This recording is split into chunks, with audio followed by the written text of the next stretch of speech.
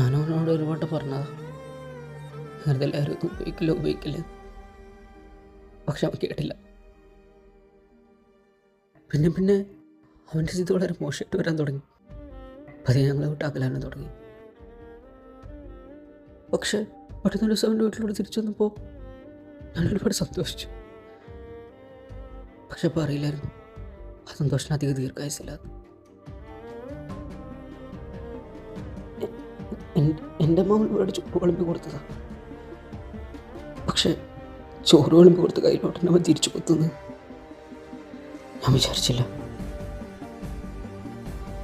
പിന്നെ ഞാനെന്തവനെ പോട്ട് പൂജിക്കണം. അമ്മക്കെതിരെ ഏത് നായ കുറച്ചാലും അവൻ്റെ മുളയിലൊന്നും അപ്പം പഠിപ്പിച്ചിട്ടുള്ളൂ. അതിന് ഏത് പന്നിക്കണ്ട വിത്താണെങ്കിലും കുടുംബത്തിനെതിരെ ആര് നിന്നാലും തീർത്തേക്കണം. This is a